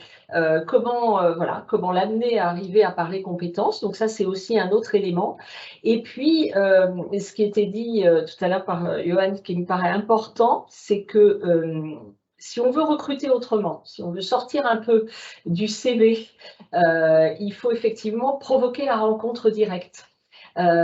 Provoquer la rencontre directe. Alors, on organise d'une part des événements et en partenariat avec d'autres acteurs d'ailleurs, et on a besoin des entreprises, j'en profite pour cela. C'est 4 fois par mois environ, dans chaque agence locale, il y a des événements que nous appelons hashtag tous mobilisés. Le tous voulant dire que c'est pas que Pôle emploi, c'est ensemble, soit pour faire découvrir les métiers, ces femmes que l'on veut amener sur des métiers qui ne sont pas strictement féminins. Si on veut leur faire dépasser elles-mêmes les représentations qui sont les leurs, le témoignage d'entreprises, le témoignage de salariés qui exercent ces métiers, alors que ce soit par des films sur les réseaux sociaux, que ce soit par des rencontres en direct, c'est un élément extrêmement important. Donc ça, c'est une première solution. Une deuxième solution qui est encore plus, j'allais dire, direct, c'est d'ouvrir les portes des entreprises. Alors, au-delà des visites d'entreprises que l'on peut organiser, il y a effectivement ces fameuses immersions professionnelles. Moi, j'invite vraiment les entreprises qui sont prêtes à ouvrir leurs portes, à accueillir des personnes en recherche d'emploi, soit pour leur faire découvrir leur métier, soit pour leur permettre de conforter un projet professionnel. J'ai été accompagnée par la PEC, par Force Femmes, enfin peu importe, par Pôle emploi, j'ai été accompagnée pour mûrir un projet professionnel et me reconvertir. Mais j'ai quand même besoin de m'assurer que, voilà, face à la réalité de l'activité, ça me convient. L'immersion peut être faite pour ça. Et puis enfin, troisième objectif de l'immersion, je suis une entreprise qui a besoin de recruter. On me propose un profil un peu différent de celui que j'attendais. Je me pose quelques questions, voire le futur salarié se pose aussi quelques questions. L'immersion professionnelle, ça peut durer d'une journée jusqu'à un mois, ça peut être éventuellement renouvelable. C'est un service qui permet d'assurer, j'allais dire juridiquement, la période d'accueil dans l'entreprise. Et donc, ça peut être prescrit effectivement pour toute personne inscrite à Pôle emploi. Et on peut, en tant qu'entreprise, faire connaître son intérêt pour ce type d'accueil en s'inscrivant sur immersion facilitée. Voilà, on dit, voilà, je suis prête à ouvrir mes portes, plutôt pour tel ou tel type de métier, et des candidats peuvent d'ailleurs se présenter directement. Donc voilà, cette rencontre directe, elle me paraît effectivement importante. Au-delà de cela, il y a bien évidemment tout ce qui concerne la formation. On parlait de la VAE, on parlait de l'alternance, ou des contrats de professionnalisation, si on pense à un public, voilà. Mais je pense aussi à la formation. Et là aussi, une bonne nouvelle quand même, c'est qu'en tout cas, les femmes demandeurs d'emploi se forment autant que les hommes demandeurs d'emploi. En revanche, et c'est là où on revoit qu'il est intéressant de travailler avec elles, de leur faire découvrir peut-être d'autres métiers, de les amener à faire autre chose. Si on regarde les 10 spécialités les plus suivies dans les entrées en formation par sexe, on voit vraiment des différences importantes. Les principales formations suivies par les femmes, pour 18,9% d'entre elles, c'est le développement personnel et professionnel. Puis, et je ne vais pas vous citer tous les chiffres, ensuite on tombe à 9%, ce sont les langues, et puis gestion, organisation, santé, etc. Côté hommes, c'est 15,7%, le transport, 11,1%, la manutention, et le développement personnel et professionnel arrive ensuite à 11,1%, les langues plus bas. Enfin, on voit bien qu'il y a encore, voilà, c'était dit tout à l'heure, ce côté orientation scolaire du départ. Ça continue de se poursuivre dans la formation continue, en tout cas côté demandeur d'emploi. Et puis, je terminerai par un autre levier important. Là aussi, pour sortir du fameux CV, c'est cette méthode de recrutement par simulation ou ces ateliers de détection de potentiel. C'est-à-dire que on cherche sans faire référence à aucun diplôme, à aucune expérience professionnelle, à mettre en situation des candidats et donc des candidates pour leur permettre effectivement et pour nous permettre, par analogie, de détecter les aptitudes à réaliser un métier que l'on n'a peut-être jamais réalisé, pour lequel on n'a pas la formation initiale, pour lequel on n'a pas de diplôme, mais on a l'aptitude, le potentiel à. Et donc, ces sessions de méthode de recrutement par simulation hein, que l'on met en place avec l'accord, bien sûr, des entreprises, parce qu'elles s'engagent à ensuite recevoir toutes les personnes qui ont réussi ces exercices, et elles s'engagent à ne recruter ensuite que sur la base de la motivation. Donc, la mise en contact, elle est provoquée, quoi. Hein, et c'est un élément extrêmement important. C'est bien sûr suivi la plupart du temps d'une formation qui peut être financée hein, avant l'embauche, mais c'est une façon, effectivement, et les entreprises nous le disent, elles n'auraient pas recruté ce type de profil sans cela. J'ai des exemples dans l'industrie, voilà, où on retrouve des femmes qui travaillent sur des postes de travail qui n'auraient pas forcément été imaginés par l'entreprise en question et elles auraient peut-être rejeté le CV. Donc oui, amener aussi à recruter autrement, à envisager des choses de façon différente, c'est effectivement quelque chose d'important sur lequel nous devons, je pense, tous agir. Et juste dernier point, pardon, je voyais dans le fil de discussion effectivement comment aider à passer à l'acte.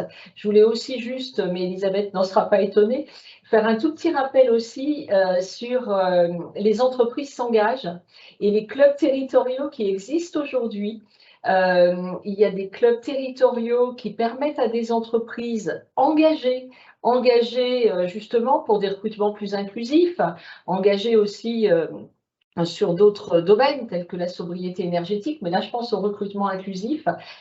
Ces entreprises, elles se rencontrent régulièrement, différents acteurs y sont présents, en tout cas Pôle emploi y est fortement présent, et ça peut être aussi une façon d'échanger ensemble sur comment, voilà, quelles sont les pratiques pour passer à l'action, quels sont les leviers que je peux mobiliser. Là j'en ai cité rapidement quelques-uns, il y en a plein qui peuvent exister, mais on peut les découvrir au sein de ces clubs et ça me paraît une bonne, voilà, un bon levier aussi. En tout cas, voilà, la problématique est telle que je pense qu'on a besoin de toutes les énergies pour cela.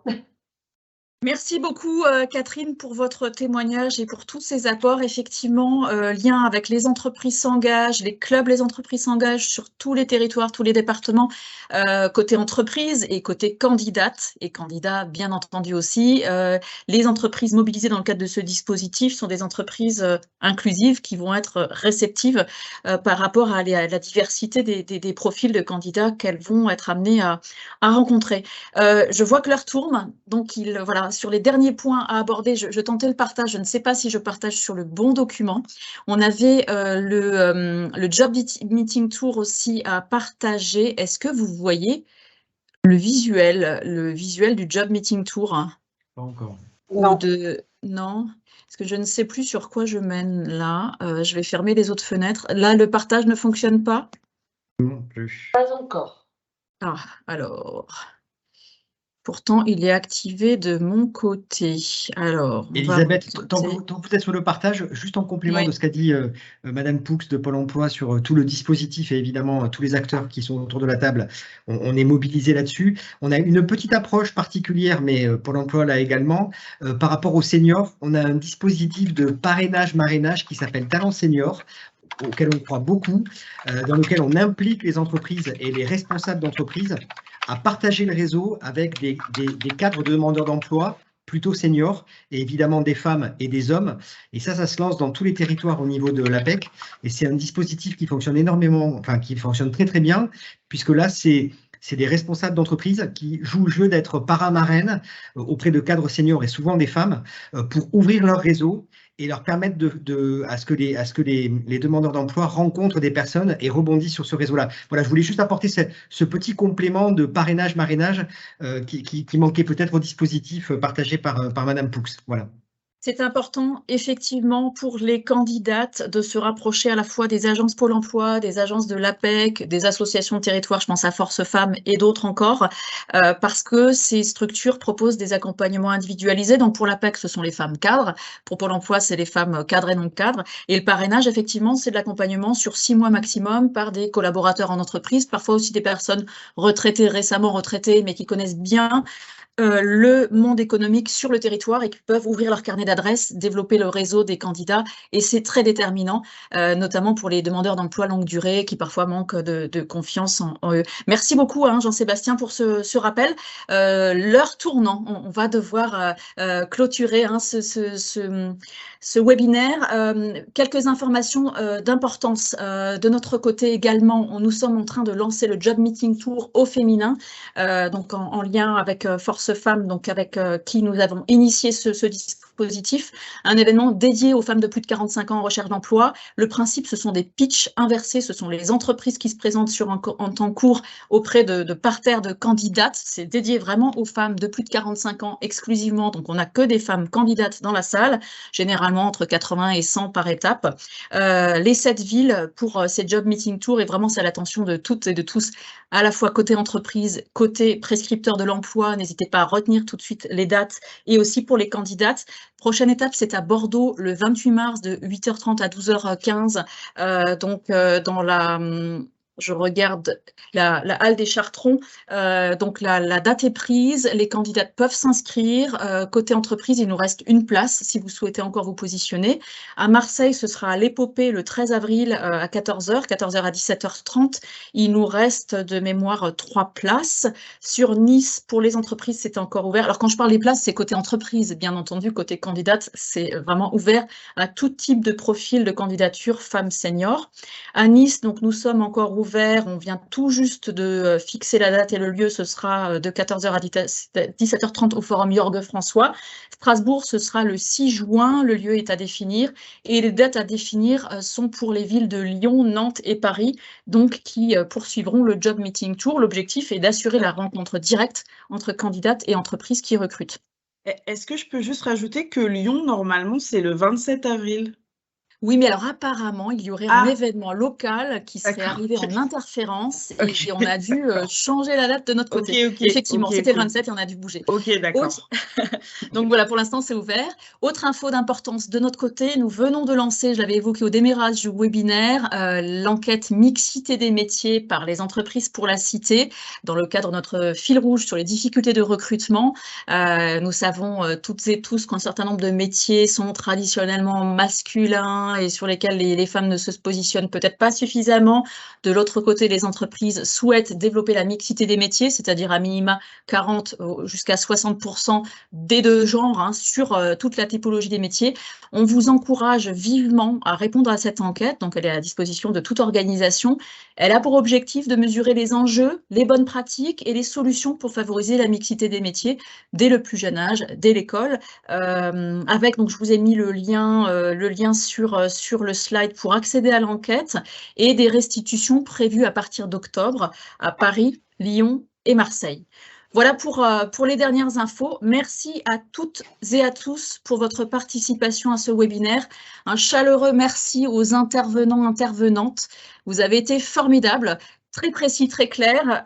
On mettra en lien, si vous le voulez bien, les références aux différentes études. On les transférera aux personnes qui ont pu se connecter. N'hésitez pas, les candidates, à vous rapprocher des structures qu'on a évoquées, à vous positionner aussi sur les rencontres directes. Rien ne vaut la rencontre directe pour assurer un recrutement. Ça marche par expérience, ça marche mieux que le CV. Vraiment, sortez de chez vous, prenez confiance, faites-vous connaître et développez vos réseaux personnels, professionnels. C'est en se rencontrant que les candidatures se concrétisent. Merci encore. On se dit à bientôt pour de prochains webinaires. Excellente journée à toutes et à tous. Merci à nos intervenants. Merci, au revoir. Merci beaucoup. Merci, au revoir. Au revoir.